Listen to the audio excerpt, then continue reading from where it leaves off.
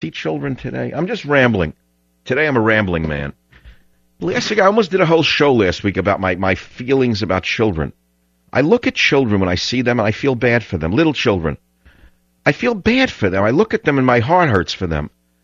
I know he's saying, well, what are you giving to the bleeding heart? What are you, a bleeding heart liberal or something?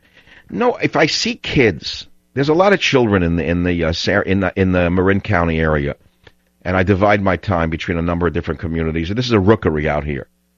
Many of the liberal white families flee the city of San Francisco once they have children in order to give them an education where they won't be mugged and have their clothing robbed and their lunch money stolen.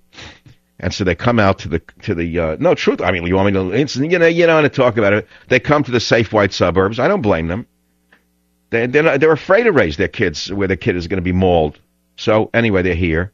And they continue their liberalism here. But you see the children. And I look at children, 3, 4, 5, and they're running, and they're just average, like any child through the ages, any race, any culture. But I look at them and I say, what future is waiting for these kids? You know, when you have a government that is so avaricious that it will really put into debt children unto the 4th generation of this country in order to aggrandize themselves and hold on to power, they'll bankrupt us unto the 4th generation. I look at these children and I fear for them. But it's not only the monetary element that I worry about. I mean, that is a bad one, but that's not what I'm really getting at. I fear that they're going to wind up slaves. I swear to God, my guts tell me these little white children are going to wind up enslaved by the third world. And I have reason to say that to you. And the reason is that the white liberal would like to see the people of this country enslaved. They say that we exploited the world, we exploited the resources of the world, and that to them there's nothing that a third worlder cannot do that's not good. And there's nothing that an American can do that is good. Nothing. And so they say, well, it's turnaround, it's fair game. And they'd like to see the children in this country turned into little slaves.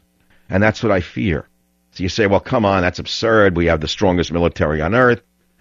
What is the good of a strong military when you have men like Robert Gates, the defense secretary, who over the weekend gives a speech and says, quickly, hush, hush, pass, don't ask, don't tell, while the Congress is not in session.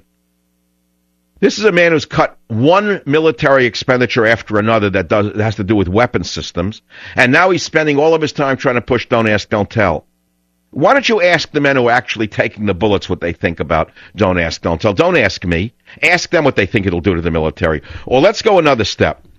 I read last week that the geniuses under Obama are now going to put women on submarines. Now I ask you something. I'm going to ask you something. I know there are brave women. I've met them. I've seen helicopter pilots who are women. I understand that there are women who can be as fine a pilot as a man. But don't you understand what happens when you put a woman on a submarine? Do you understand what's going to happen on that submarine where you have a tight, cohesive group that works together like a well-oiled machine, and you're going to put 5 women on a submarine?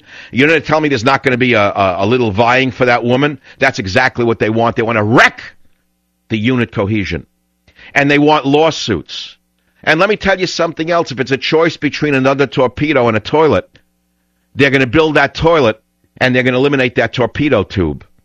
That's why I wrote Trickle Up Poverty, Obama's war on our borders, economy, and security, stupid. Wake up. It's all planned. I'll be back. Savvy.